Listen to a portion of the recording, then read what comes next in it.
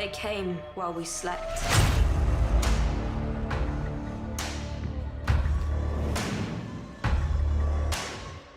It looks like July is going to be a pretty nerdtastic month for Netflix, with some old school classics making an appearance on the platform, as well as some Netflix originals that might have some huge nerd potential. Here are the top nerdy things landing on Netflix in July. Batman: The Mask of the Phantasm. The 1993 standalone continuation of Batman the Animated Series was the first original theatrical film produced by the Warner Brothers Animation Studio. The plot follows Batman as he reconciles with his former lover Andrea Beaumont and faces the mysterious vigilante who is murdering Gotham City's crime bosses. The plot was inspired by Michael W. Barr's Batman Year 2 comic book story arc, but it features an original antagonist, the Phantasm, in place of the Reaper. Originally planned for a direct-to-video release in 1993, Warner Brothers gave Mask of the Phantasm a theatrical release, condensing its production into a strenuous 8-month schedule. The film was released to positive reviews from critics who praised the stylized animation, voice performances, story, and music. But unfortunately, due to the decision to release it in theaters on short notice, it flopped at the box office. But after its release to home video, it became a financial success, which led to 2 direct-to-video sequels, Batman and Mr. Freeze Sub-Zero in 1998, and The Mystery of the Batwoman in 2003. Until the limited release of Batman: The Killing Joke in 2016, Mask of Phantasm was the only animated Batman film to be given a theatrical release. Cheers to Cape Crusader as he glides in on July 1st. And be too careful with all those weirdos around.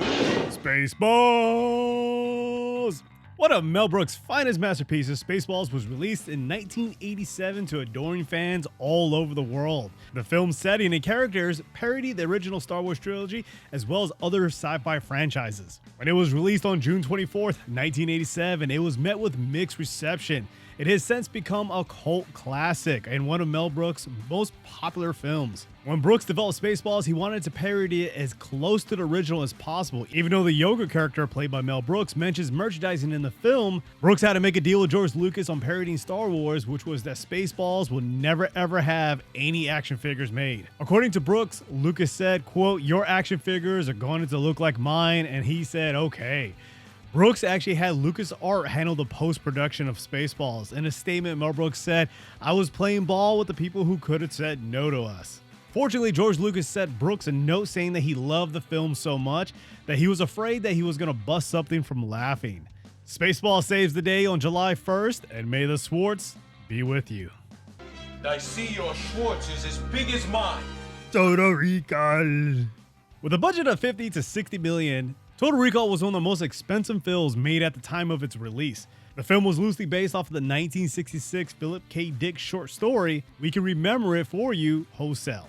The plot tells the story of a construction worker who suddenly finds himself embroiled in espionage on Mars and unable to determine if the experiences are real or a result of memory implants. If you're a huge fan of The Governator, this is definitely one you should be checking out. Get to Netflix on July 1st! Aye.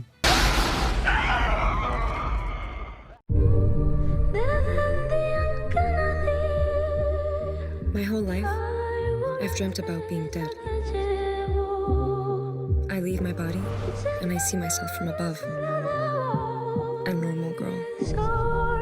Until I wake up and realize that I'm still the freak I've been my whole life. One thing I've learned since then, life has a really fucked up way of making your dreams come true. Warrior Nun is a Netflix original and it's an American fantasy drama series created by Simon Barry based off the comic series Ben Dune. Warrior Nun revolves around the story of a 19-year-old woman who wakes up in a morgue with a new lease on life and a divine artifact embedded into her back. She quickly discovers she is now part of an ancient order that has been tasked with fighting demons on Earth, and powerful forces representing both heaven and hell want to find her and control her. Netflix originals have a hit and miss vibe about them, so it'll be interesting to see how this one fares out, but looking from the trailer, it looks pretty good. This Warrior Nun starts dropkicking demons on July 2nd, so make sure you check it out. How did our greatest represent?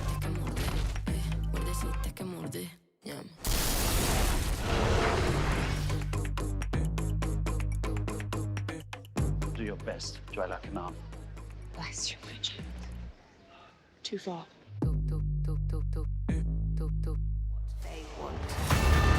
The legend says This sword belongs to the one true king.